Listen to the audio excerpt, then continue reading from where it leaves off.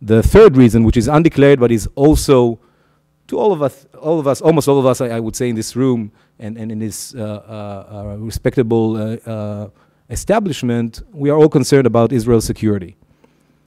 And I would say the following. I will just quote what the IDF is now declaring, or has been declaring the last year, that since Operation Cast Lead, that mind you, was started more than 3 years after the blockade was introduced, Hamas has increased its ability to launch rockets as far as Tel Aviv, meaning that on the background of the siege, weapon smuggling is continuing, which is not a surprise, because if you depend the whole economy on this system of tunnels, and the tunnels are not being monitored, and on the other hand, I mean, there is a kind of a demand from the Egyptians to block those tunnels, to crack down on those tunnels. But let's put it this way: if there would not be the tunnels, there would be a severe humanitarian crisis, and then this question would not, even be raised. And with everything else coming in through the tunnels, also weapons come in. So that's what I see is the march of folly. And having said that, the question is, how come Israelis don't see it? So I'll begin by saying that President Obama said that this crisis might be an opportunity. And I heard some cynics here that say that a crisis is very rarely an opportunity, but maybe this time it is an opportunity, because I think, since I got here about half a year ago, I've been putting most of my efforts on the blockade on Gaza, because it was below the radar. It was very rarely talked about. It's not in the context of the so-called Israeli-Palestinian peace process. Hamas is there, and Hamas also for the U.S. is considered a terrorist organization, therefore cannot be dealt with. So nobody actually touched Gaza, only in the way that, whether it's a humanitarian crisis or not.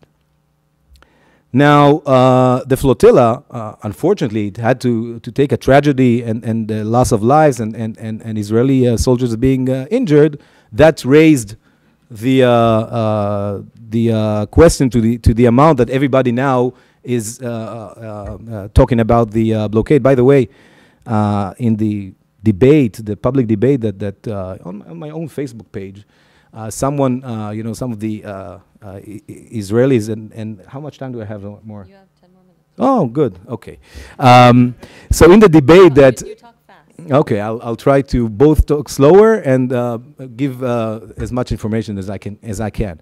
In the debate that occurred after the flotilla incident, and I would elaborate a bit about it,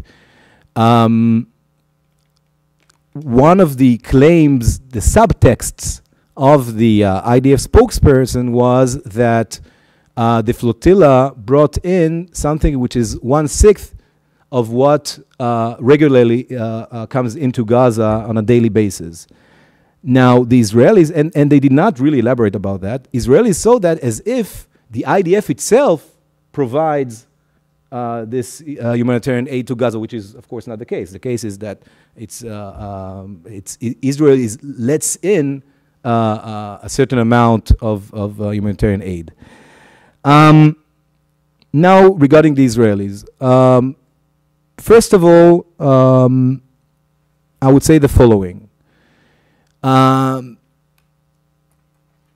As I said before, when you are a besieged population, the almost natural tendency is to stick to your leaders and to the line of the leadership.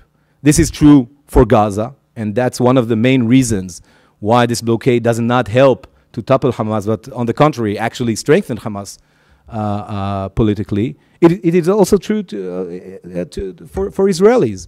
And the feeling that everybody is so-called against us, together with an actual manipulation of the leadership, putting the argument as if you are against the mere attempt to stop the flotilla, and if you're against the blockade in a larger context, you are actually against the soldiers from the Navy Commando who tried to take over the Turkish boat. And in Israel, like in this country, naturally, and in Israel even, I would say because we're in a state of armed conflict for so long, the most admirable segment of the Israeli statehood is the armed forces. And when you talk about the boys, and when you're against the boys, that's the best, the worst thing that can be done. So there was a kind of a discourse that evolved of trying to undermine those who are against our boys, and again putting it in a context of collaboration, so on and so forth. That unfortunately in the last period, and I think both Ami and Tanya would agree with me, we feel stronger in the context of the current government. But having said all that, Israel is a democracy. It has a very vibrant human rights community. It also has a very influential media. And for instance, today's Yediot Achronot, which is the most read paper in Israel, this is the weekend magazine. You know, for Israelis, today is the weekend, not tomorrow. It says the headline is Boomerang.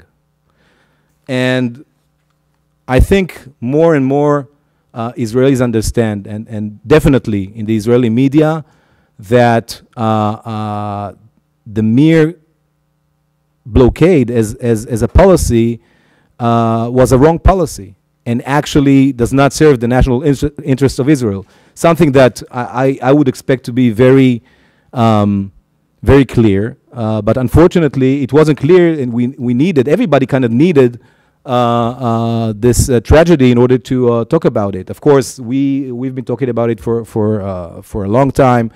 Some of the Israeli media featured, for instance, the video clips that were taken by the B'Tselem cameras in Gaza a few months ago, but this was not debated at all. This was not debated. I can tell you a small anecdote of someone both you and I know, but I would not mention his name, but he's a former officer, a high-ranking officer in the Israeli Defense Force, who is an ally of the peace movement in Israel, who's doing a lot of work on for peace in Israel.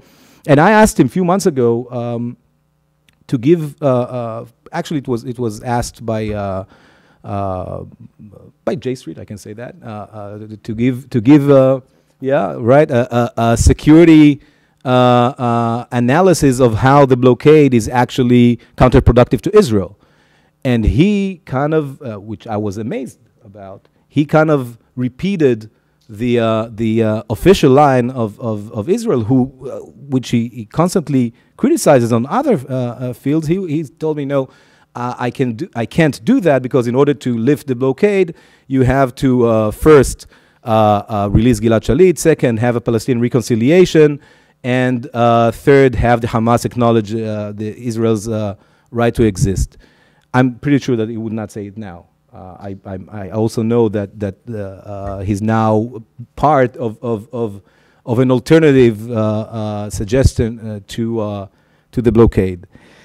I would like to finish with the following. I think President Obama was right, and I think there is now an opening in the Israeli public, in the Israeli media, and we see that also in the Israeli policymakers, out of mere weakness, but unfortunately that's what it takes in order to change a wrong policy, wrong for Israel national interest.